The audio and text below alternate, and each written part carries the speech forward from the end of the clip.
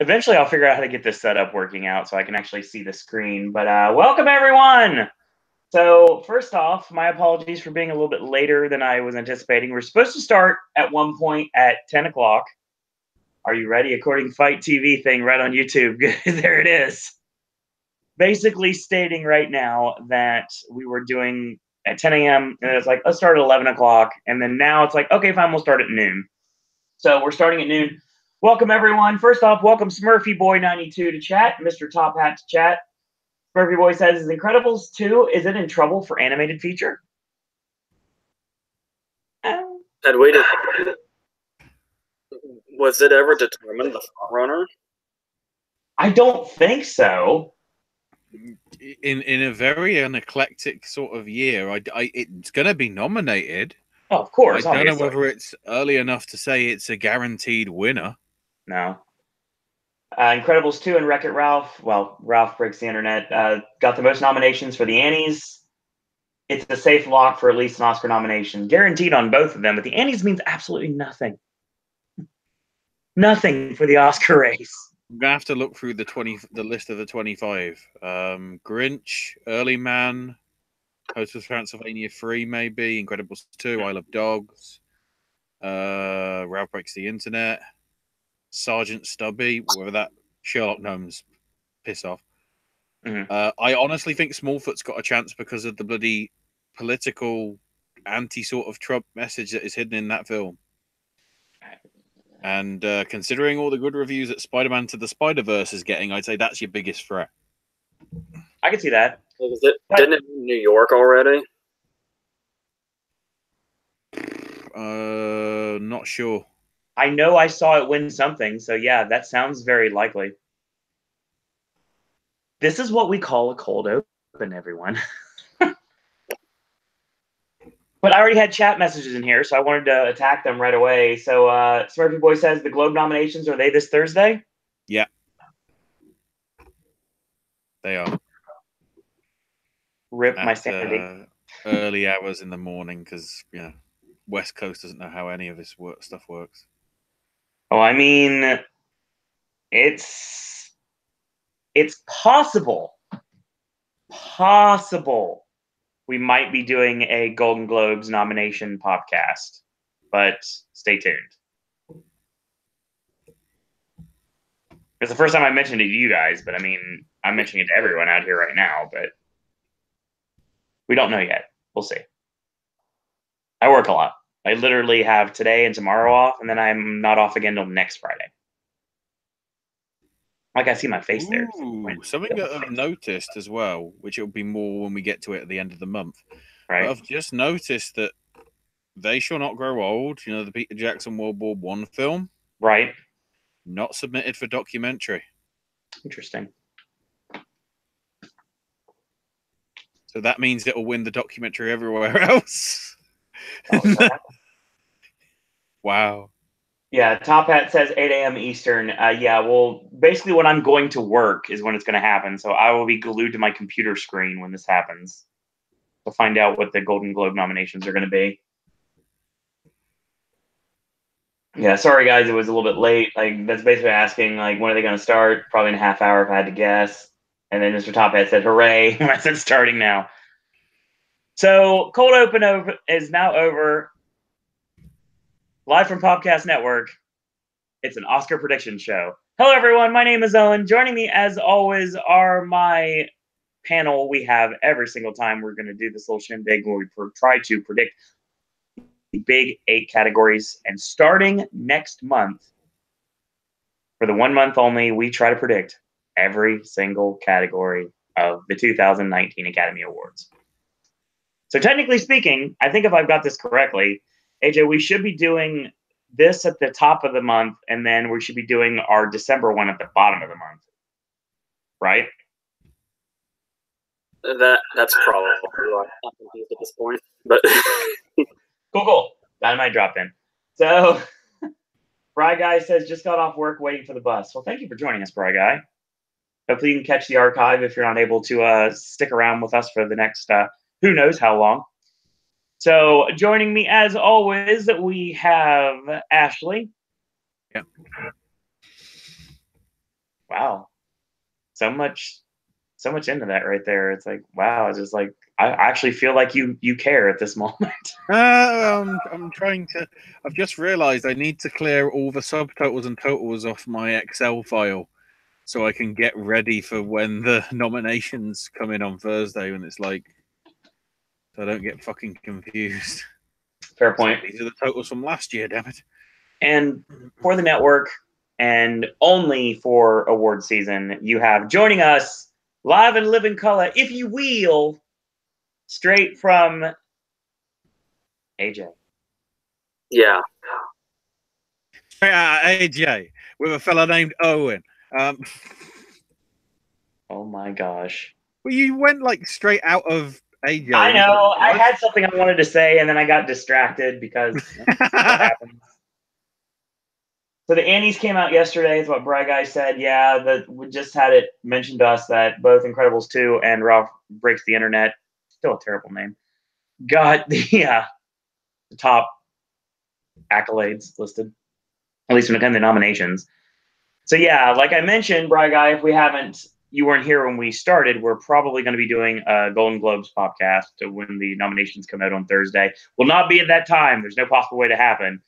And obviously that day I've got to work, and then April and I are going to the gym. So after that, probably in the evening hours, if we do one, there'll probably be a potential podcast. If not, it'll be before the weekend's over. Interesting. They put Early Man and Isle of Dogs and Spider-Man in with those two. That's funny because I think two of those are getting in. Sorry, Early Man. Two of them. I'm English and I'm saying sorry, Early Man. So we were here. It feels like only yesterday we did this, but it's been a month, so time to get on this. This is a November show, of course, because I know it's the beginning of December. But yay, things are getting in the way constantly. It's super busy. It's the holiday season, so needless to say, it's been kind of hectic around the network. Noticed for a while the network was basically ran on Voices of Liberty, Sip and Snack, and nonstop AJ content. And now, which is fine, no problems there. Speaking Bluntly is coming back in a couple days, so check those out. And Ashley will be providing more snack stashes, more Gaming with Ash content in the near future as well. So, yeah, that's what we've got. And before we get started and go into the top 8 categories, AJ, as always, can you tell us the state of the race? Well, as far as the big critic wins go, we got New York and National Board of Review, obviously. With New York going for Roma, but the whole thing is, at least the top 8 anyway, is it was Roma for picture, Quarren for director, Ethan Hawke for actor, Random. Regina Hall for that movie Support the Girls for actress, which is like the really tiny indie thing. Mm-hmm. Richard E. Grant, Regina King, and I think they combined the screenplays, so they just did one category, which First Reformed went to. So New York really brought First Reformed to life, and I'll kind of go further into that later, because this is the part where I tend to get frustrated a lot, because I'm always calling out the people that like immediately assume a race has changed entirely because of what one critic award does. Right. And like everybody rushes to make immediate changes due to one result. That could potentially influence some things, but yeah. But the somewhat less important but still prominent National Board of Review went with Green Book. These are the ones that usually kind of go with the more safe choices, it seems. Mm-hmm. Like they almost always pick an Eastwood movie, but apparently they didn't screen The Mule, so people were wondering if they would have just done that out of habit. I don't know, but they did get Bradley Cooper director. That's good. And they really went for Star is Born, despite giving Green Book picture, because they gave Cooper director, Gaga actress, and Sam Elliott supporting actor. What did I say? Viggo Mortensen won actor already. You didn't. No. And then Regina King again, and then First Reformed and If Beale Street Could Talk took the screenplays. So of course, Regina King has won twice. So people are already screaming. Here's the funny thing, especially with how the Critics Awards work, is that Regina King won twice. So there was a couple of people that already screamed, "Oh, she's the Allison Janney this year." But I think they forgot that Laurie Metcalf is the one that swept the Critics Awards. So whatever the hell that even means. But yeah, so far Regina King is the one that looks like if a sweep should happen, she's starting one.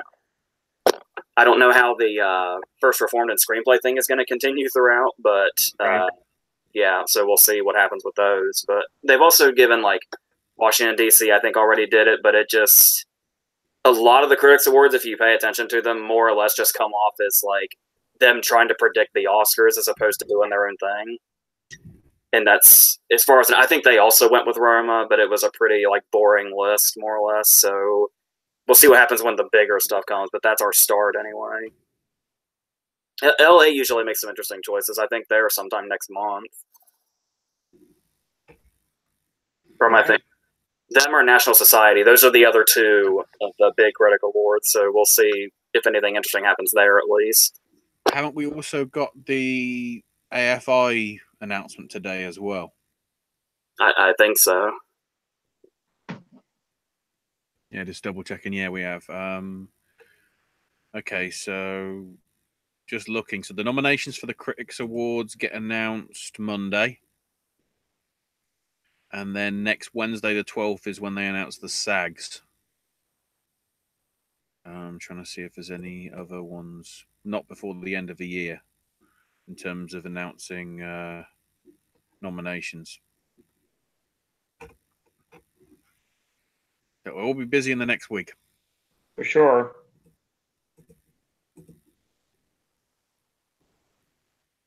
So yeah, I have a question from chat. We haven't really talked about it here yet. AJ, Bry Guy wanted to ask your thoughts about Stephen Hillenburg's passing. It sucks. I remember the news when he got his ALS diagnosis, but I guess it's something I'd like forgotten about. Mm-hmm. So it like really took me by surprise when it happened. But yeah, it just really sucks. Especially with since they're in production with the new movie and everything. I don't know, like if he was even really working on it, but because I think he mostly passed it on to other people. But I'm still really anticipating that movie, though, even though it's still like 2 years out. So I'm sorry to be like not knowing in the situation, but I do want to ask, and other than SpongeBob, what does he have on his list of accomplishments? I mean, I don't really know much about. The big thing I'd say other than that was Rocko's Modern Life. Oh yeah, it would be Rocko, yeah. That's the only thing I can think of. I mean, don't forget, I never really watched SpongeBob. The only time I really watched SpongeBob was because of AJ and the movies. I watched those, but I mean, I really didn't watch the show. So, I mean, I don't really have much of a past with SpongeBob. Rocko's Modern Life, that's a different story. I really liked Rocko's Modern Life, actually. It was the last good Nickelodeon cartoon before SpongeBob. In my mind, at least. Because I never really got into, like, stuff like Hey Arnold, Rocket Power, and, like, Cat Dog, things like that. Like, before that, it was Ren and Stimpy and then Rocko. But I was a Nickelodeon guy growing up anyway, so I mean, it was one of those things. But yeah. Mr. Top Hat says he's a marine biologist and recently had animations for various art colleges. Interesting. There is one thing that I also want to discuss with you guys about with regards to the Globes. Star is Born and Bohemian Rhapsody are running as drama. Yeah. Interesting. Is this a wise move? No, not in well, Star is Born, I don't think it'll matter. But Bohemian Rhapsody, that's a bad idea.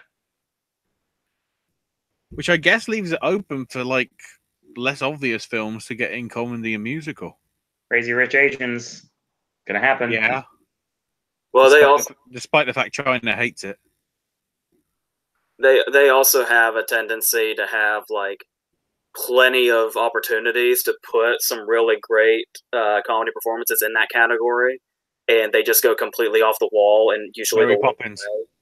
Mary Poppins. It's possible. Blatantly. Star is Born isn't a traditional musical, so it makes more sense. Yeah, I can see that. It's definitely more of a drama without a doubt, but I mean, yeah, but Bohemian Rhapsody, that's debatable. If bloody The Martian and Get Out can be considered comedy musical, Get Out, I could consider a comedy. The Martian, well, I see it is more. funny. I see more of an issue of Get Out being a comedy than No, Martian. no, not even close. Get Out's a dark comedy. Isn't it really funny though that it's the musicals that they seem to is the first time they really decide to put their foot down, as opposed to things that may not be comedies going in. Yeah, it's Doesn't make just, much sense. I guess this means probably a free pass though for 8th grade in terms of comedy and musical, which is good. That may be the only chance 8th grade has of getting any traction going into. By the way, you are not going to be seeing 8th grade at the BAFTAs, because at least according to the BBFC certificate that they just released like yesterday for it, it's not coming out till late April here. So practically nearly a year after it made its debut in America. Why is that? Is it just distribution rights in the UK? It's just the international distribution, I think. It's just taken a while. Not sure why. I'll quickly have a look on IMDb, see if I can get the release schedule for the rest of the world. I know it was shopped to because it got such a reception and it's getting a lot of Oscars buzz. I don't know who's doing the international distribution. Let's have a quick look. Yeah, 26th of April 2019. UK and Ireland, Netherlands is getting it apparently in February. It's only opened in America so far, so they're really staggering it. So that might be in the BAFTAs for 2020. Well, he might have a better shot there. Ooh, maybe. Well, depending what else comes out that year as well. So, that being said, let's get into this, shall we? Sorry, my screen's the way it is. I'm trying to keep up with chat. That's the reason why I'm seeing like pictures of me and AJ and Ashley. I probably should figure out a different setup for this. I literally just have this propped up on my bed right now. Just checked. So Sony picked up the rights back in September for international distribution. So it's taken them a while. So we have here in Orlando, we have something called Fringe. And I know Fringe is a thing other places. And they just did their lottery yesterday for the performances they're going to get. And I'm really excited about it because there's a show that I got the pleasure to see earlier this year that is coming back with a new script. So I'm very excited to see this happening. Like if you're a Disney fan, it's basically 4 defunct Disney attraction animatronics living in a house together. And it's really, really hilarious, especially if you're a theme park person. But I'm excited for that greatly. I'm also excited for the fact that we have actual access to a lot of movies here, but it's just like monies ain't there right now. So that's the reason why I haven't been able to watch much. But at least since we've done this, I was able to finally see a couple of movies.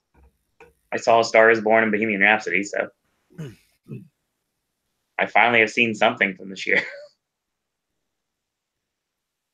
It wasn't the Jason Mraz documentary music deal that I watched earlier this year, or a weird horror movie or something that I just kind of just, okay, it's there. Rest in peace, Movie Pass. So, Murphy Boy says, although A Star is Born is great, it doesn't have anything new to the story, and that's its biggest problem. Yeah, but it's Oscars bait. And it's really, really good.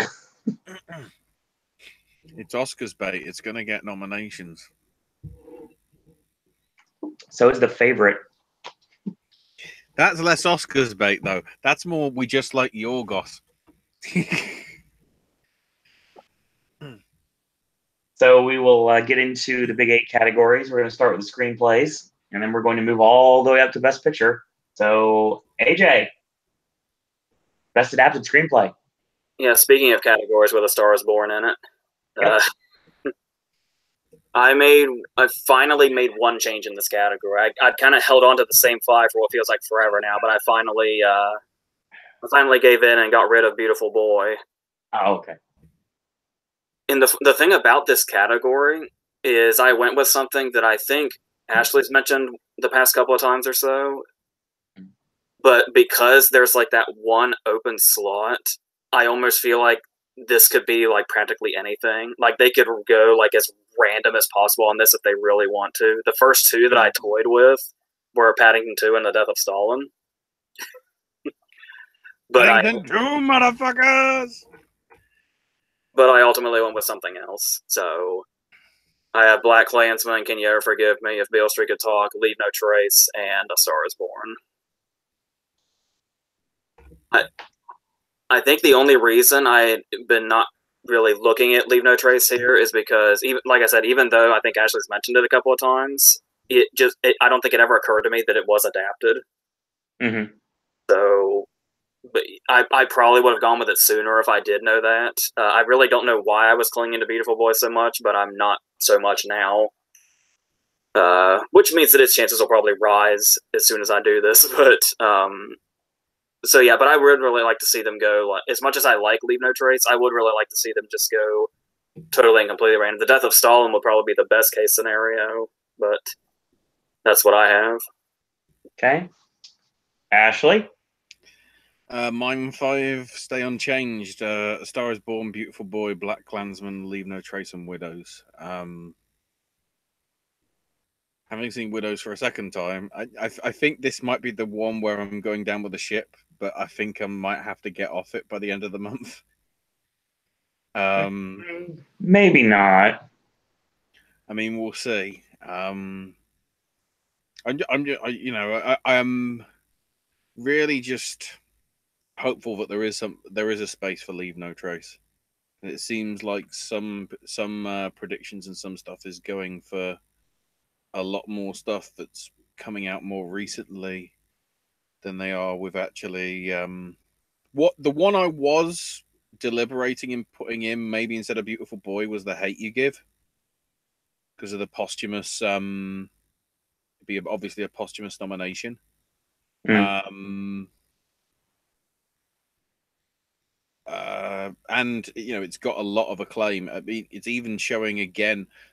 It was on for a week over here, then disappeared for a week, then came back, then disappeared, and now it's back again next week. But annoyingly, it's still it's at times when I can't actually catch it. So I've just got to wait for the digital release when it comes in January time. But yeah, I'm sticking with those 5 for now. All right. So this is where Owen shows how misinformed he is. Uh-oh. Talking about sticking to something that is probably going to be out of the running before too long. Yeah, my top 5 actually hasn't changed either when it comes to adapted. So I still have Black Klansman, A Star Is Born, Widows, If Beale Street Could Talk, and First Man. First Man is the one thing that I keep seeing falling off of people's lists. And I was heavily questioning if I wanted to keep it on mine or not. Now, I'm going to stick with it one more month or a couple weeks before the end of the month. We'll see what happens at the end of December if I decide to change my mind, which is possible. Just really depends on how everything goes between now and then. But I still think First Man is in this. I don't know how much it's in this. The thing about First Man is it's the kind of movie that the guilds could resurrect. That's what I'm thinking. That's the reason I'm thinking that guilds may actually save it. But we have Bry Guy says, Black Klansman, Can You Ever Forgive Me? The Hate You Give, If Beale Street Could Talk, and A Star Is Born. And Mr. Top Hat says, Black Klansman, A Star Is Born, If Beale Street Could Talk, Can You Ever Forgive Me, and Beautiful Boy. Top Hat says, originally I had Sorry to Bother You, but Black Klansman has overtaken it as the black man pretending to be a white man over the phone movie. Howdy, guys. And Smurfy Boy, quick to say, Sorry to Bother You would be original. And Top Hat says, I took but I took it off from there is what I meant. Smurfy Boy says, I want to put Adam Driver in my supporting actor lineup, but I don't know who to move out. Wonder if Andrea and myself are still on that same page or not. And Bionic OKC. Oh my God, it's Sir Owen. I love him. Glad to see you and congrats on the running. Oh, hey Candy, what's up? Thanks for joining us tonight. Shout out to Candy Samples.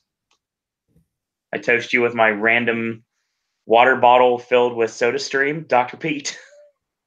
I don't recommend doing this. I was just really thirsty and didn't want to drink straight water today. That comes later. Isn't that right, Dean Ambrose? So,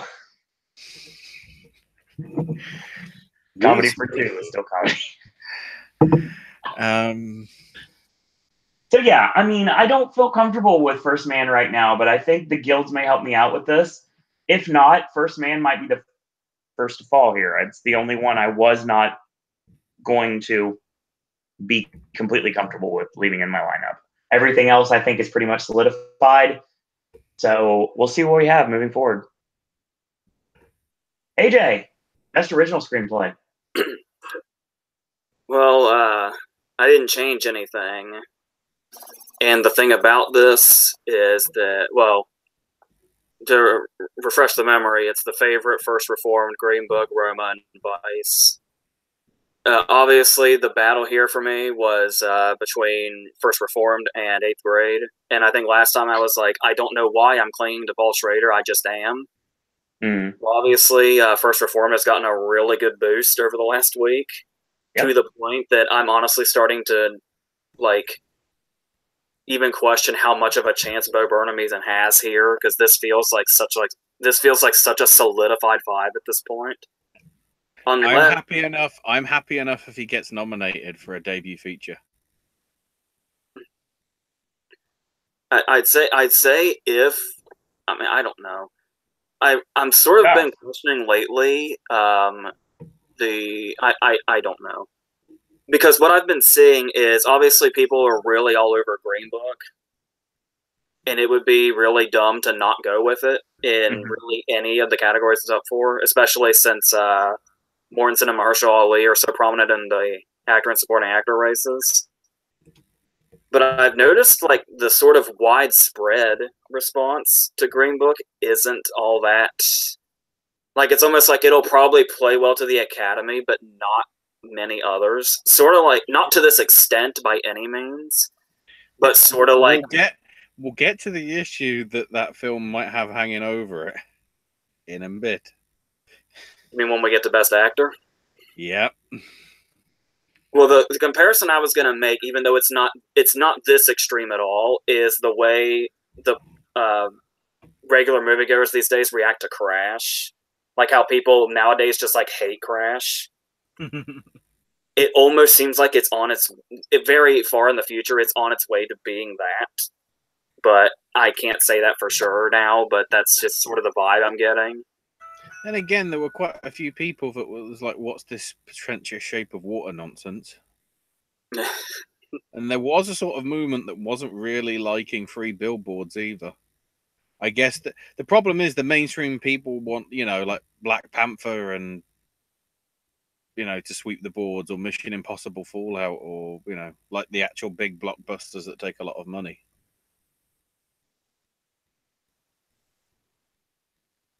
So that's what I have. Long story short, if Bo Burnham's gonna get in here, God knows who the hell he even has to fight. So that's his problem. Right. Ashley? Mine stays the same again. 8th Grade, favorite, Green Book, Roma, and Vice. Not much else to say because there hasn't been much changes. I feel just there isn't enough sort of movement yet for me to sort of shift gears on this yet. When the sort of nominations might start trickling in, then there'll be a clearer picture then as to what stands more of a chance where. Okay. Chat says First Man is more likely for tech categories, honestly. Top Hat says favorite First Reform, Green Book, Roma, and Vice. Bry Guy concurs and says First Man could be in the same way that Interstellar was. Smurfy asks if Ryan Gosling and Claire Foy are not getting nominated anymore. And Top Hat says Claire Foy is more likely than Gosling. Well, I hope you're wrong, for my prediction's sake. I think we're all concurring on this one. It's really weird how true that is. About Foy being ahead of Gosling. Yeah. Like that's something I probably never would have guessed before, but I'm not going for either of them. But I would definitely say that's true. After seeing her performance on SNL, I'm conflicted as to whether she deserves to be on. Oh, that was not a great appearance. Well, I made one notable change based on what's been going on lately. AJ, so you have been championing First Reform for the longest time. And everything that has happened lately is basically telling me that maybe this isn't Bo Burnham's year. It's coming, but not this year. So yeah, I replaced 8th grade First Reform. So I also have the same thing everyone has: Vice, The Favorite, Green Book, Roma, and First Reformed. So watch 8th grade slide in now. And the funny thing is I finally saw the trailer for Vice. It looks great. This movie looks awesome. I cannot wait to see it. But because I don't like politics, but I like political movies. So to be honest, on my list, if any film was going to drop out, it might actually be Roma. Maybe. I don't think it's smart to discount Roma in any category it's in at this point. Well, no, but it's just like, to me, Favorite and Green Book are lock-ins. Yeah. The other three are the ones that could switch out. Personally. Because if First Reform gets in the critics' noms, and do they split Screenplay with the Globes? Can't even remember, or is it? It's one category. It's one category. Amalgamated. So if it makes it in there when it's amalgamated, I'm gonna have to do some rearranging for the end of the year. I usually hate to say this kind of thing, but I'm feeling pretty confident that Vice is pretty secure. I think so. Oh yeah, no, it's just because it's not coming out here till like January 25th. So it's like I can't get buzzed about that. Whereas at least stuff like Favorite and Green Book and Beautiful Boy and can't even remember what the other film was. They're getting previews over here at least before or in or around Christmas time. So they're the ones that are sort of gaining more momentum in my eyes, because it's like, well, if they're doing screenings, they clearly want the good word out for the cinema people here at least. Right. Murphy Boy says I have Michelle Yeoh getting in over Claire Foy at the Globes. We'll see. We'll see in a couple days. Yeah, we should probably go ahead and do that category, shouldn't we? That's where we're going. Best Supporting Actress. Segway. Wrote it in like a Disney manager. I didn't change anything, but I considered a couple more people. Okay. I still have Amy Adams for Vice, Nicole Kidman for Boy Erased, Regina King for If Beale Street Could Talk, and Emma Stone and Rachel Weisz for The Favorite. Maybe I'm clinging to the Kidman thing a little too much, but there's just something about it just sort of feels right, on top of the fact that she's got Destroyer helping her out also. True. Somebody that came to mind I hadn't heard this at all before I saw the movie, but then after I saw the movie and started thinking it like suddenly became this thing. But Elizabeth Debicki in Widows is like, she's like the character that's easily got like the biggest arc. But as you saw with adapted screenplay, after I saw Widows, because before I saw Widows, I really wasn't like feeling it in any awards categories, and that's pretty much not changed after having seen it. But if I were to if I were to give it one more, like if I were to give it and put it in adapted screenplay, I probably also would have gone ahead and put Debicki in Kidman's place. Mm-hmm.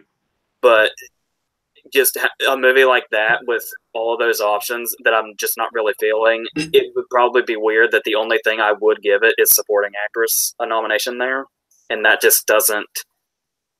It just doesn't really seem likely at all. The other one that I kind of crossed my mind was, I've already forgotten her name now. The other actress that's in Roma. But I ultimately just settled on the Kidman thing. So, yeah. Okay. Ashley? My first changes. I dropped Meryl Streep out. Which would probably be, a stupid thing to do eventually. But in its place does go Nicole Kidman for Boy Ray. So along with her, I've still got Claire Foy for First Man, somehow. Regina King for If Beale Street Could Talk, and both Emma Stone and Rachel Weisz for The Favourite. Okay. I think, I don't know whether no, I also actually removed Regina King in for Margot Robbie, because I'm not feeling that at all. I think Mary Queen of Scots is going to be all this, like, if there's any British film that's going to get picked up and lauded by the Academy, it's probably The Favourite, and Mary Queen of Scots is just going to be an also-ran now. That's what it seems like. So, Mr. Top Hat says King, Adams, Stone, Kidman, and Foy. Bry Guy says Adams, King, Thomas and Mackenzie for Leave No Trace. Stone and Rachel Weisz. And Top Hat says Kidman is the only nomination Boy Erased will be getting, but I still think it's a safe choice. The actress you're looking for, AJ, is Marina de Tavira. Yeah, I also, it is worth noting the whole Thomas and Mackenzie thing, where it's like, it's just another one of those cases of, I mean, it's probably Haley Steinfeld levels of category fraud. Mm-hmm. But we obviously know that happens all the time, so I honestly wouldn't be surprised. But good God Almighty, would that be category fraud? So it was really weird when I heard that that's where they were running her, but at the same time, not surprising, unfortunately. Then again, what about Vikander? Oh God. Yeah, because didn't we determine that she's in The Danish Girl more than Redmayne is? Yeah, definitely. Supporting actress. So mine hasn't changed. Same. Amy Adams for Vice, Emma Stone and Rachel Weisz for The Favourite, Nicole Kidman for Boy Erased, and Regina King for If Beale Street Could Talk. I see no reason to change this 5. Unless something drastic comes up out of nowhere, I honestly think that we've got a 5 right moving forward. I think that might be our lock-in 5. Depends on if there's any love for Claire Foy. It's got to come now. It's got to come now. If she doesn't start getting any traction, she's going to get left in the dust. And I say that based on something I still have moving forward, but we'll get there momentarily. Smurfy Boy says King, Adams, Stone, Weisz, and Debicki. We shall see. Best Supporting Actor.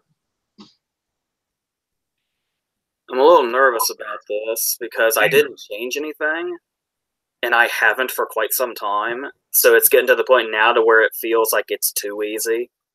Like it's to the point where it seems so easy. This is definitely not the 5. But I have no idea, because obviously I have Mahershala Ali for Green Book, Timothy Chalamet for Beautiful Boy, Adam Driver for Black Klansman, Sam Elliott for A Star Is Born, and Richard E. Grant for Can You Ever Forgive Me. Obviously, we talked about last time, I feel like maybe it's my bias towards Black Klansman in general and how much I want Adam Driver to get in that I'm hanging on to him. but I have still seen him like around. Like it's not like he's dropping out or anything. Right. But it's really just a matter of there's not a lot of competition here. I think the competition is down to Daniel Kaluuya and Sam Rockwell, is it not? Is there anybody I'm forgetting? Stephen James, maybe loosely. Oh yeah, for is that if Beale Street could talk? Yep. And obviously with Kaluuya and Rockwell, it also seems like they should be likely because in both cases it'd be an Afterglow nomination. It more so in Rockwell's case being a post-win nomination. Right. But I don't think, and usually this wouldn't matter. I don't think Kaluuya got enough screen time. Like I could easily see that character probably getting in another year if the movie had expanded on him more. But like halfway through the movie, they practically abandon him, and then he goes out with a whimper. Dench one, for God knows, only about 5 or 6 minutes in Shakespeare in Love, though. Yeah. And who was it in Doubt? Viola Davis. Yeah. Yeah. Who was barely in it, but got...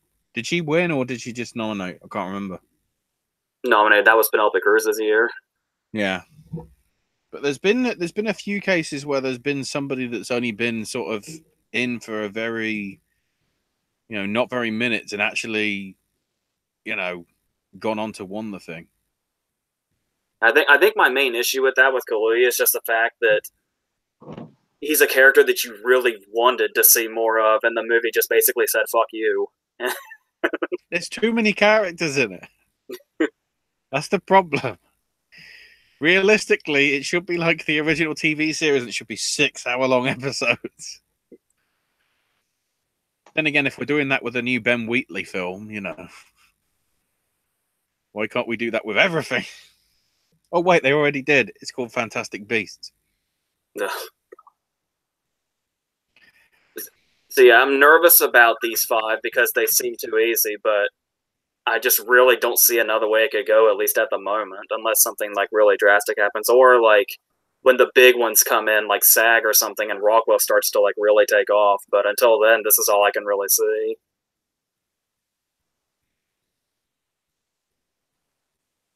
All right.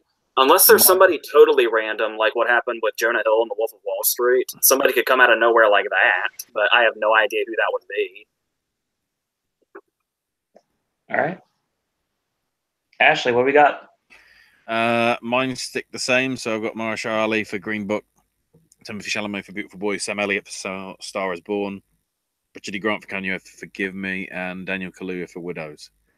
I am on the fence about, because I'm thinking now that we know what is happening, there is the possibility that Michael B. Jordan could get in for Black Panther.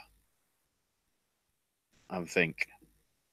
But then, of course, I shouldn't be ruling out Adam Driver for Black Klansman, because that's got a lot of momentum on other people's lists as well that I've seen out there. So, yeah, be interesting to see where I've got to, nail it to the wall by the time we get to the end of the month.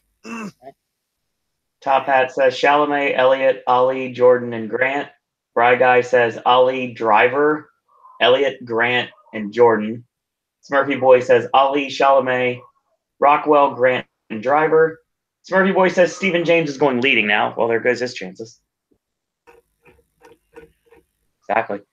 Top Hat says Anne Hathaway won an Oscar for 7, maybe 10 minutes of screen time. Well, I love that nobody's seen it just straight for network yet, but we might as well. Because she was like, 5 minutes and 1? That was for Les Mis, I'm guessing. Yep. Top Hat says Paddington 2 for the random choice, baby. And Nicholas Hoult could be a surprise nomination, says Smurfy Boy. Well, what if supporting actor was Hugh Grant for Paddington 2? I would not have an issue with that. At least I could say I've seen it. So he did get that's enough for Florence Foster Jenkins. They do need to make up for that. So this is true. Here's my dilemma. Sam Rockwell is my dilemma. I want, especially after seeing the trailer, I want to run Sam Rockwell here. I can't do it. Because I can't justify elimination of any of my 5. and everybody is running Richard E. Grant, and I feel like he's an extremely safe bet that I'm just not doubling down on. Notice your spoiler alert, Can You Ever Forgive Me is nowhere on my list. Neither is Black Panther, and I'm probably going to be wrong on both of those. I don't know where you're getting your Can You Ever Forgive Me information, but like every new thing I hear about it is just making it more and more likely in all of its categories. People are going fucking nuts for it. I mean, it might be. I guess. You know how Melissa McCarthy is known for a particular area? Yeah, garbage movies. Well, comedies. Garbage movies that are not funny. I saw somebody compare her going from her comedies to I don't really know much about what the movie is, but it sounded like a relatively loose comparison, but a comparison nonetheless. Okay. Somebody compared the transformation Melissa McCarthy does between her comedies and what she does in Can You Ever Forgive Me to what Cranston did when he went from Malcolm in the Middle to Breaking Bad. It's like that extreme. It's just I look at my 5 and I can't see a person I can bump out. What's the 5 again? Because I'm sticking with Daniel Kaluuya for Widows. He's the only one that's could possibly be bumped out because I have Mahershala Ali for Green Book, Sam Elliott for A Star Is Born, Timothy Chalamet for A Beautiful Boy, and Adam Driver for Black Klansman. I mean, Rockwell is the one I wanted to put in there, and I can't find a spot for him. I see your point if you do want to stick with Kaluuya. I do, and the thing is, it's probably more of a safe bet to stick with Kaluuya. Well, actually, no, it's probably more of a safe bet to bump Driver and Kaluuya both out and then just go with Grant and Rockwell, but I don't want to do that, at least not yet. It's sort of, if you add Jordan into that as well, you sort of do have an 8-horse race for 5 spots. And I'm not running. Like Snurry Boy says, Chalamet could be in trouble. And I mean, if I bump Chalamet out, I mean, it's possible. Then I could then have a spot available, but we don't know. Yeah, it depends whether there is enough love for Beautiful Boy. Could be one of those things that only has acting performances that gets it over, and it does, other than that, it just gets nothing. We'll get to that in a minute, Bray Guy, because that's what we're moving on to next. Best Actress. I think once again I didn't change anything, but this is not one of those categories where I'm not really sure. Well, I kind of know what I would do, but I have Yalitza Aparicio for Roma, Glenn Close for The Wife, Olivia Colman for The Favorite, Lady Gaga for A Star Is Born, and Melissa McCarthy for Can You Ever Forgive Me. So Glenn Close doesn't seem to kind of have as much passion behind her as she was at the start of the season. Okay. Or around the area we started the season. Which, of course, would piss me the hell off because of how much I was off that train at the start and then eventually climbed onto it. But the thing, obviously, you know who I would replace her with. But I mean, that could be too good to be true scenario. So I just basically went with Glenn Close based solely on that. Okay. Like, I'm trying to remember who even else is in this race. Viola Davis is still here. I guess. Is that where it comes to me? Because I bumped her out of my list for Melissa McCarthy. So I've got Yalitza Aparicio for Roma, Glenn Close for The Wife, Olivia Colman for The Favorite, Lady Gaga for A Star Is Born, and Melissa McCarthy. The one I'm wondering about, and it depends how good the performance is, and we'll find out in 2 weeks, is AJ's favorite. Literally and figuratively. If we're going by the series. But AJ, but you know this better than any. Well, actually, no, I know this better than anyone, obviously, because I was here when this whole thing started. But the thing about it is, AJ can't go for what he really wants because it jinxes it. I understand that. I will say one thing. Have you guys heard about the Mary Poppins Returns Guild screenings? No.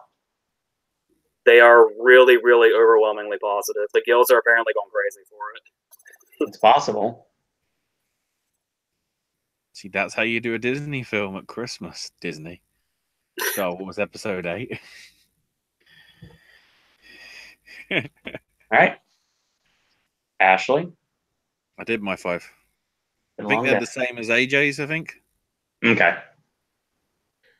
Well, mine stayed the same too, but before I refresh your guys' memories, Bry Guy says Yalitza Aparicio for Roma, Emily Blunt for Mary Poppins Returns, Olivia Colman for The Favorite, Stephanie Germanotta for A Star Is Born, and Regina Hall for Support the Girls. That's another one that's in the running too.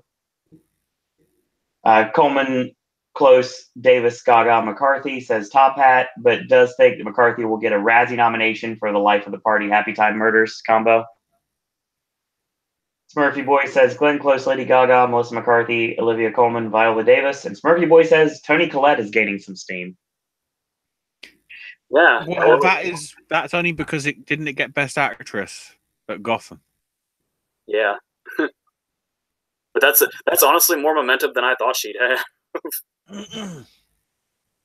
So, of course, my 5 still Glenn Close for The Wife, Viola Davis for Widows, Lady Gaga for Star Is Born, Yalitza Aparicio for Roma, and Olivia Colman for The Favorite. It's, I think the person that is probably the most expendable to me right now, weirdly enough to say this, is Glenn Close, which is weird to say that at this point of the race. I think I probably can. And I may have to finally give in and move someone into this lineup that I don't want in there because of personal bias. No, the whole story of The Wife is very topical with the whole Me Too sort of stuff. You got to remember that half the Oscars is politics. So if there's stuff that sends out statements, Glenn Close's performance in The Wife does that. We'll see. I From mean, what I've heard, so does Olivia Colman's in The Favorite. well, then one cancels the other one out then. We say that every year, and every year we're proven wrong, but still, it's a thought. Yeah. Oh, God. Now we're moving into a category that I really don't feel comfortable with. Glenn Close is this year's Julianne Moore, says Smurfy Boy. Which year for Julianne Moore? Specify which year, Smurfy Boy. I'm assuming still Alice's year. That's probably what Which he's means referring that Glenn Close wins.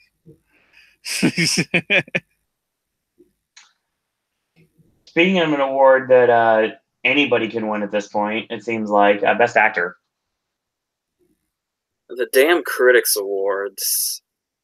Because I made one change, and at the time I made that change, I thought it was ballsy, but it's not anymore. I know where you're headed with this.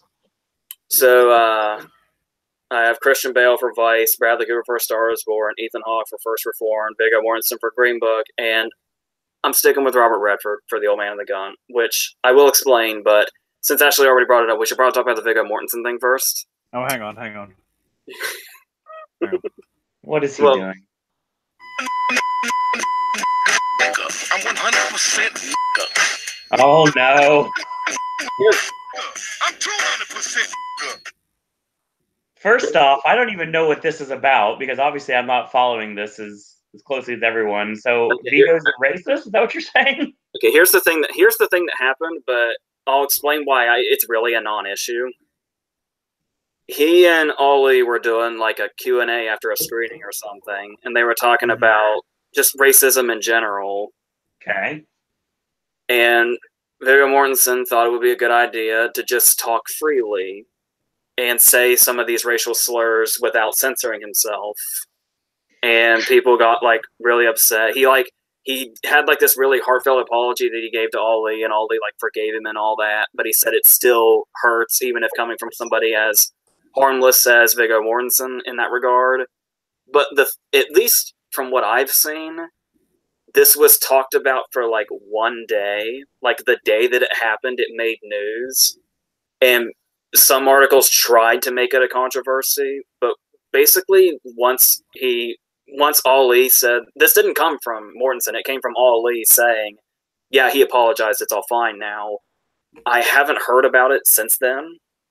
So I'm thinking it's really not like the big issue that news outlets or people trying to make the race more exciting would probably have you believe that it was. So, Right. So I have no problem sticking with him. Okay. As far as Hawk goes, remember when we were talking on the phone like a week or two ago, and I said, "Hey, dude, I'm going to do something crazy." Yep. What I was going to say was, you remember how I'm so crazy about having First Reformed in Screenplay? Well, I'm going to double down. I'm going to do something crazy and put Hawk in actor too. Nope. Well, New York kind of changed that, and that's what I was saying. Where it was like, I tend to get on people's cases when they put too much stock in the Critics Awards, and it's like that probably looks like what I'm doing with Hawk. But this actually will go a little further later. So there's that. Oh boy. The Redford thing, I know I should probably get off at this point, but obviously, as much as I really want Rami Malek in that fifth spot, I do think that the mild reception to the movie in general might do him in a little bit. But the thing I'm thinking about with Redford is he probably seems totally and completely off the radar practically at this point. Mm-hmm. But I'm just sort of feeling like, really for lack of a fifth spot, since I'm not going for what's happening here is I keep trying to say slot and spot at the same time. Fair. What I can kind of try to see happening is maybe he'll get like a critic award here and there, like maybe one or two, like small one, and then he'll probably miss at the Globes. But then if he gets like a SAG nomination, that's really all it would take, probably. Are you thinking he'll miss at the Globes to Bale? I have no idea. Because I think they're going to probably submit Old Man and the Gun for comedy musical. Well, if that's the case, because I'm not even talking wins. I'm just talking a nomination period. Yeah, that's what I was thinking as well. I think Redford's getting a nomination in the comedy and musical stuff. If they submitted it for that, I don't even know. Well, that would certainly help. Because I did have Eastwood in last time, but then the more I thought about it, because Eastwood's movies tend to come in at the last minute and go crazy, like most recently American Sniper. Right. Remember, we were not expecting that American Sniper turnout when nominations morning came around. That was like a surprise that day. But at the same time, I started thinking about it, and it was like the Mule could probably also be maybe more compared to Gran Torino. That's what it looks like. Where it comes out around the same time and is well liked, but does nothing Oscar-wise. So that's why I kind of said maybe not Eastwood. I started to wonder if I was underestimating Gosling a little bit. Might be. But I don't know. So, gosh. So that's how I got to those five. Okay. Ashley, what we got? Best actor. So I finally dropped the Gosling.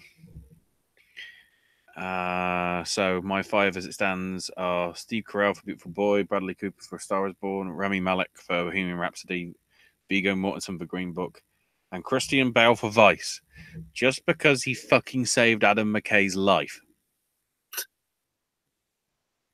Is this where me and AJ have to tell you about the story, Owen?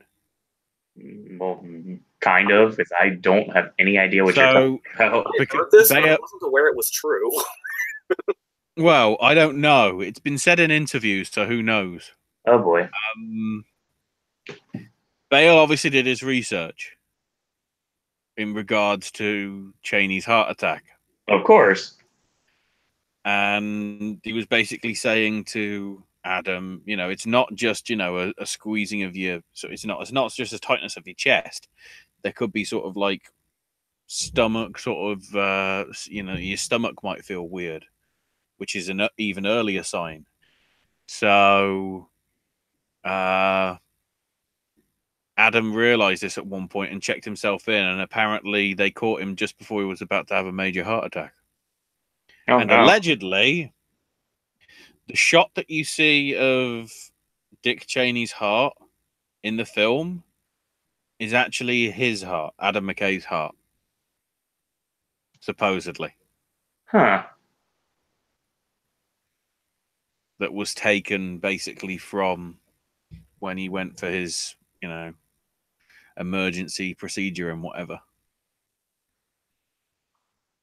Well, on top of that, though, Bale's performance is probably going to be good because it's an Adam McKay film. Did he get nominated for supporting for The Big Short, or did he miss him? No, okay. Can't remember whether it was that or Carell or both or neither. Okay.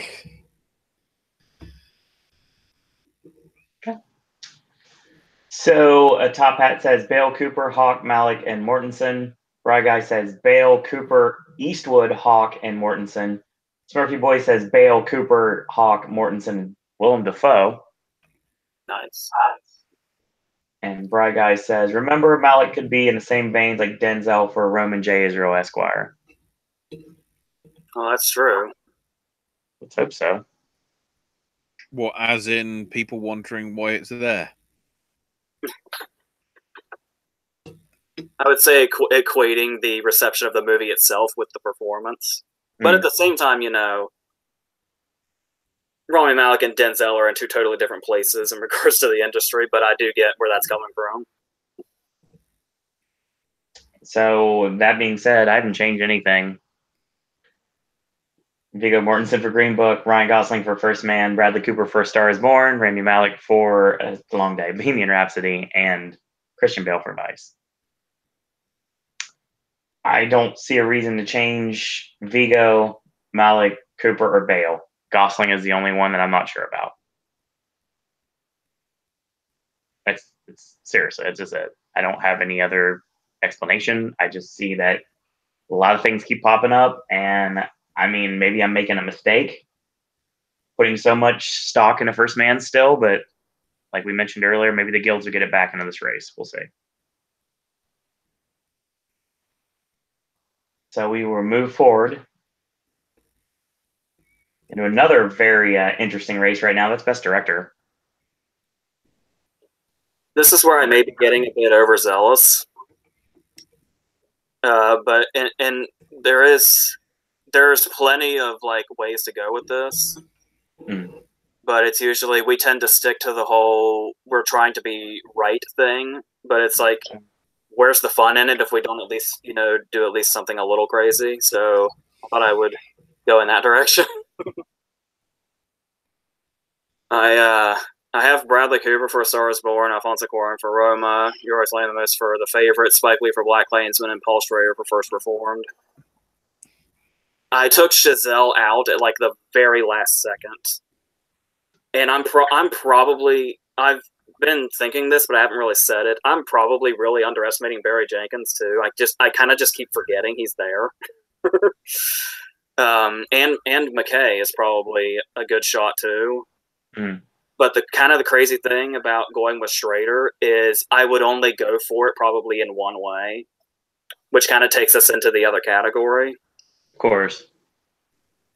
I have, obviously I'm getting ahead of myself, but just to clarify, I have Schrader in Bennett Miller style, where he would get in for director, but not First Reform not being in picture. Which obviously with the expanded field is something that's really going to be rare, despite the fact that we did have it once with Foxcatcher already. And it's probably a bit too soon to say that can happen again, but I don't know. I'm just kind of feeling it lately. So especially with the surge that First Reform is getting even more now. I was always in with the screenplay thing, but now that Hawk is as in the running as he is, I almost feel like it could do even more. So I'm kind of, we'll just see where that goes. But so yeah, that's the direction I'm taking that. Okay. Ashley?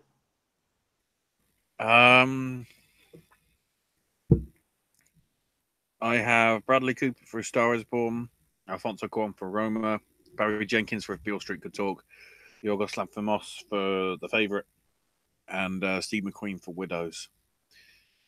Again, Widows might be the one that jumps out, that gets moved out eventually at some point. Barry Jenkins did move in because that seems to be gaining a little bit more momentum. And now that I've actually seen, a trailer for it on a cinema screen, it looks like the sort of material that would sort of be prime stuff for the Academy and everything. Trying to work out whether I should put in like a surprise from out of nowhere. I guess mine has been Glenn Close, the wife, and everybody else just jumped on it. Maybe. There you go. Possibly. So Bright Guy says Spike Lee, Yorgos, Marshall, Quaron, and Cooper. Smurfy Boy says Cooper, Quaron, Jenkins, Yorgos, and Lee. Top Hat says Quaron, Cooper, Chazelle, Jenkins, and Yorgos. Bright Guy says Rob Marshall is his PTA this year. Director getting no nominations at any other award show and gets nominated for the Oscars. Yeah, I was sort of keeping Phantom Thread in mind when I was going with First Reformed also. Makes sense. Except for the whole not-in-picture thing. Again, I may be making a mistake, and I quite possibly am, but my best director lineup has not changed. I have also Alfonso Cuarón for Roma, Bradley Cooper for A Star Is Born, Barry Jenkins for Beale Street Could Talk, Damien Chazelle for First Man, and Spike Lee for Black Klansman. No favorite. Nope. Not yet. Oh, that's changing in 3 weeks. We'll see. I want to run Adam McKay here, but I can't figure out what to bump out. First Man is the first thing that comes to my mind, but if the guilds bring it back in, then we're fine. But if they don't, there's a spot right there. I mean, Yorgos has probably got a better chance than McKay does right now, but I mean, especially with all the overwhelming love I've been seeing for the favorite lately. But I mean, again, it's just like this isn't my hill to die on. So I'm going to go ahead and just stick with it one more month and see where we go. And if not, then it's time to do some changing, because I'm probably going to have to do some changing in the next category next month too, but we'll see how that goes. If we're talking about oh, go ahead, AJ. I'm just going to throw a question out there that didn't occur to me until this very second. Okay. And it's not like I'm going in this direction. This is just a hypothetical. Mm-hmm. What are the odds Bradley Cooper gets Ben Affleck? It's possible. Is anybody else getting that vibe? I hope they're not stupid enough to do that, but it's possible. I don't have any other thing to elaborate on that. I just, for some reason, had that thought just now looking at it. I don't know. I'd say that's more of a probably a dead on for him to actually get something, but even before Best Picture. So, and you know, he might even, depending which song from A Star Is Born gets nominated, wouldn't he get a writing credit as well? He wins all the Oscars. For seeing the movie, I would not have an issue with that. One thing I want to bring up, because it's sort of breaking news, because everybody's getting a piss about it on Twitter, probably rightfully so. Obviously, tickets for Mary Poppins Returns open today. Okay. Odeon Leicester Square, which has just gone through a big old refurbishment, Mm-hmm. but their screen that's showing it at like peak time, let's say on a Friday or a Saturday, ticket prices start at $10.25 for like the raised tier seating for the cheap seats right at the very back. $10.75. The premium seats at the front, including those that are sort of right at the top of the screen where you're nearly gonna have to break your neck, are going up as high as £51, which is basically $60. That's pointless. Their Seriously. statement that they put out, let's have a quick look. It offers fantastic value compared to tickets for other popular destinations like the theatre, concerts, or live sports.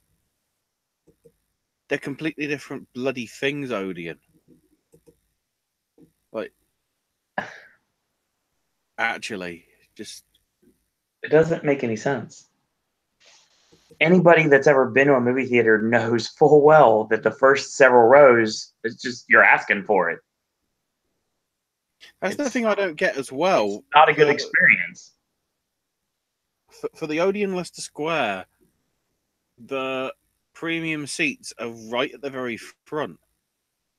Whereas at nearly all the cinemas where I go to, they're either right at the very back or sort of like somewhere in the middle I mean, of the two. that doesn't make any sense. I mean, we're all going to turn into Kerry Russell in Dark Skies if we're not careful, and I don't want that to happen to anyone. But, that's just really... Somebody here has got... I don't know whether it's just in regards to Queen or not, but they've got a ticket stub from, I think, the same venue. Oh, no, the Hammersmith Odeon. Ticket for Queen in concert was only £2.50. Yeah, that concert's actually coming to Tampa next year, and I really want to go. Oh, and Mott the Hooper on the undercard. Undercard. What the...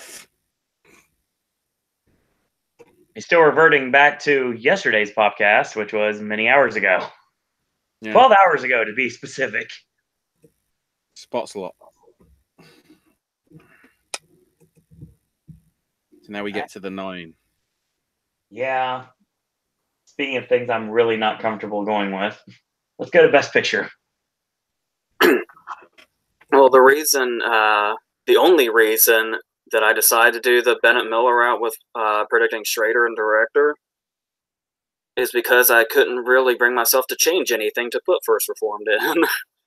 So it's the same as it was. Black Klansman, Can You Ever Forgive Me? The Favorite, First Man, Green Book, If Beale Street Could Talk, Roma, A Star Is Born, and Vice. Obviously, there's a thing we're talking about where First Man could be just down in the text and that's it, but I feel like it might get just enough guild support to where it'll get just enough of a push to get like maybe one of the late slots here.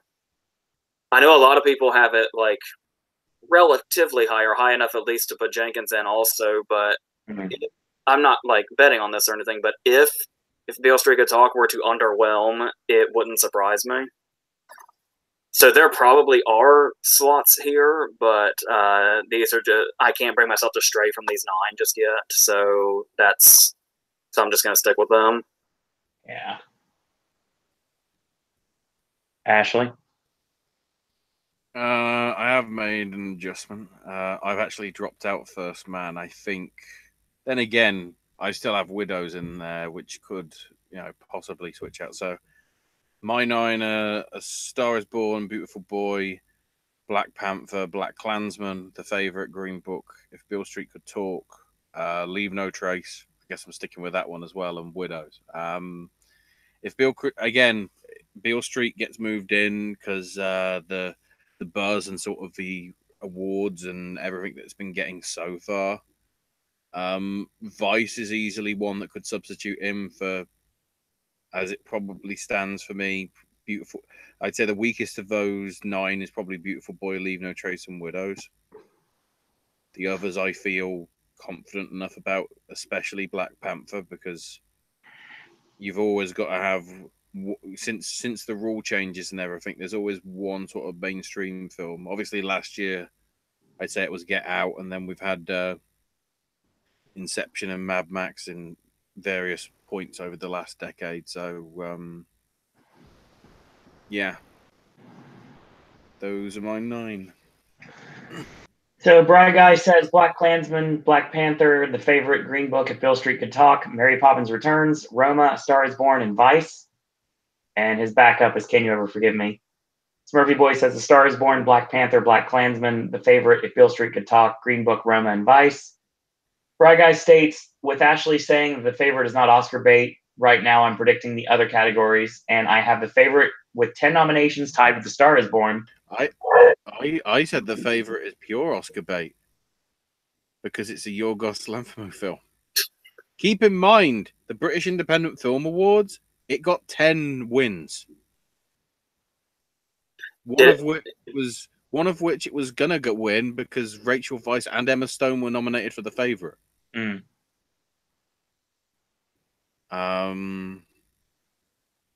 No, it pretty much got film, it got director, it got actress, it got supporting actress. I don't think it got supporting actor.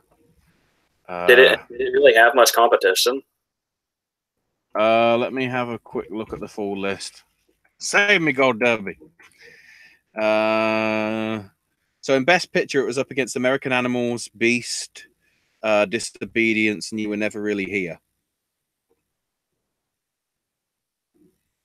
For director, we had Lean on Pete, which has a lot of praise as well. American Animals, Beast, and You Were Never Really Here. Screenplay, the same four of American Animals, Disobedience, Beast, and You Were Never Really Here. For actress, Gemma Arterton for The Escape, Jessie Buckley for Beast, Maxine Peake for Funny Cow, and Rachel Weisz for Disobedience. Supporting actress, Nina Aranda for Stan and Ollie, Rachel McAdams for Disobedience, and Molly Wright for Apostasy, which is another one that's got a lot of praise and everything. It won Best Casting, got Best Costume Design, Best Cinematography, which is interesting because a lot of people are on the fence over the fish lens stuff. Didn't get editing, that went to American Animals. Got makeup and hair, got production design, lost out on sound to You Were Never Really Here. So it didn't win everything, but I think out of the 12 categories it was nominated in, even though it had 13 nominations, it won 10. With some pretty strong films up against it, but probably none of them are really going to be Oscar contenders. Which is a shame, because I really rate You Were Never Really Here, and I'd never got the chance to see American Animals, but that got a lot of stuff. And I have seen Disobedience, and that was actually a very good film. So, Bry Guy says, I realize I'm predicting 2 Disney films for Best Picture with Black Panther and Mary Poppins Returns, which I guarantee you're going to jump on the Mary Poppins train in a few weeks. We will, but, I've been baited in for things like, I personally was not a great fan of The Greatest Showman. Personally. So I sort of didn't see the appeal that everybody sort of had with that. Then again, at the same time, I'm conflicted about Bohemian Rhapsody sort of being in anywhere in my list because I think the film isn't what it should have been. But then I remember the Live Aid bit for the last 20 minutes, and then it's like, fuck it. Bry Guy mentioned he didn't think he heard that in the beginning. That's the reason why that he got it confused what you were saying. Yeah. Might not. But Ashley, it's The Greatest Show, says Mr. Top Hat. I think you'll find The Greatest Show is The Little Drummer Girl because it's got Shannon in it. So, and I'm very much looking forward to seeing Hugh Jackman in concert sometime in 2019. Yeah, so, that seems pretty damn good. That I'm interested in. I'm very much interested in that show. We'll just have him be Russell Crowe. I am Jafar. All right, let's take this home. Best Picture. Oh, I'll make it easy for you guys. If you watched last month and it hasn't changed, I'm going to go down with the ship as well. Vice, Black Klansman, Bohemian Rhapsody, First Man, If Beale Street Could Talk, The Favorite, Green Book, Roma, Star is Born, and Widows. Bohemian Rhapsody is probably wishful thinking more than anything else. First Man seems more and more likely that it could possibly drop off here. Widows could go either way. It's tough. I know I'm probably one of the last people in the world to say this. I still haven't seen Black Panther. So it's nowhere to be found on my list. That could be a huge mistake. Probably is. I don't know. I mean, I will keep Bohemian Rhapsody in here as long as I can. That means it might go out at the end of this month. Who knows? It may not make it to January's video. We'll see. Bry Guy says, speaking of The Favorite, that will will that film or Roma win Best International at the Spirits? Have we got the Spirit nominations in? Pretty sure we do. Yeah. Oh, I need to look at this. Top Hat says my money's on Roma. Galileo. That's last year's, damn it.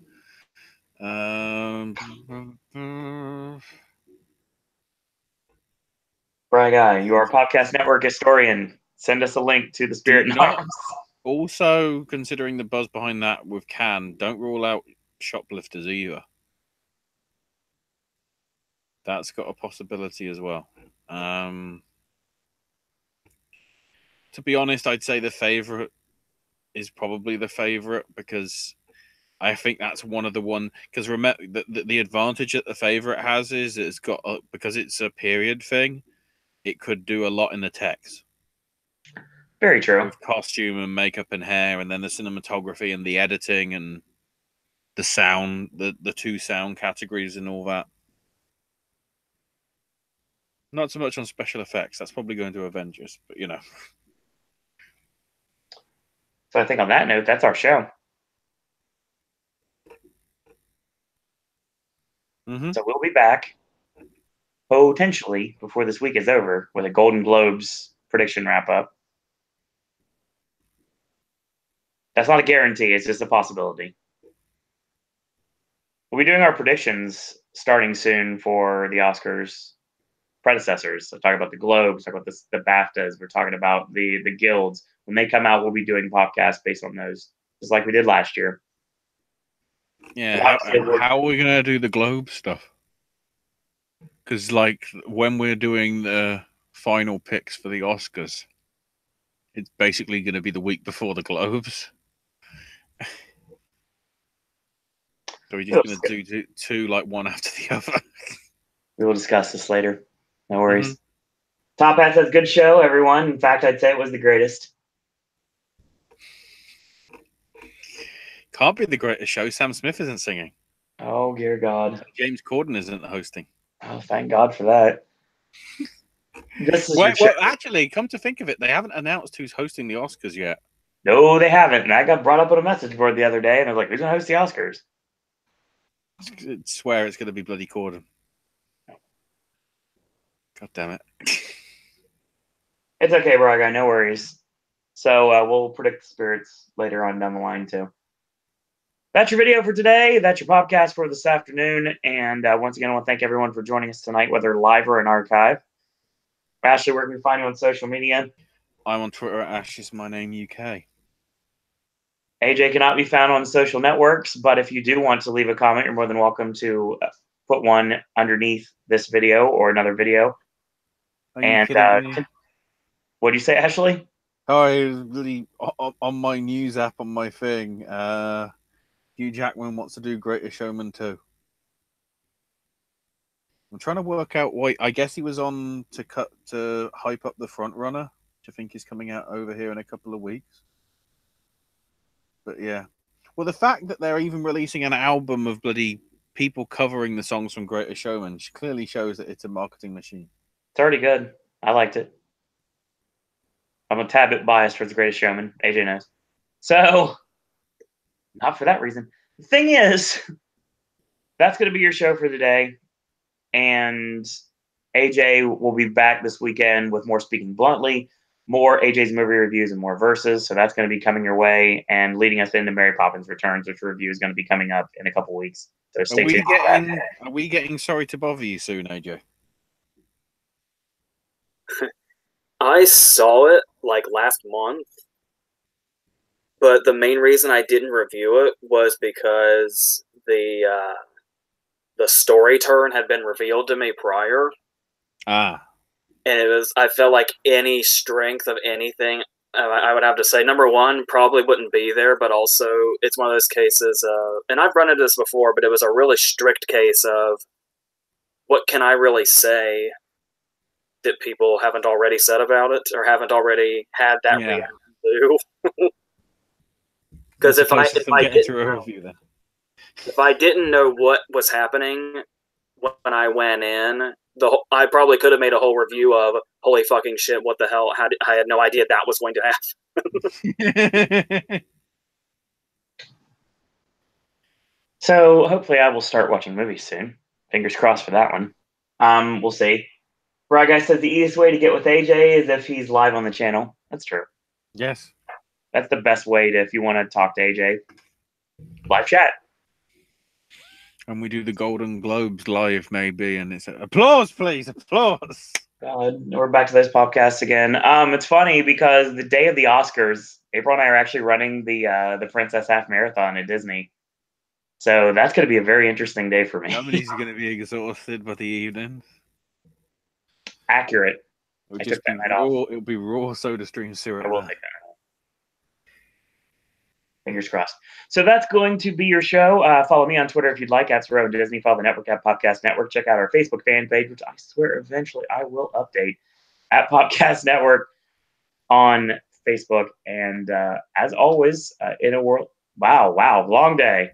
So Ashley did it a little bit ago. I just went to the wrestling outro. So thank you guys for joining us tonight. And go check out a movie and leave in the bottom under the description bar your predictions for the 2019 Academy Awards here in the month of December/November. So, as always, I want to thank you guys and girls out there for watching. And until next time, boys and girls, that's all we got to say about that. Yeah.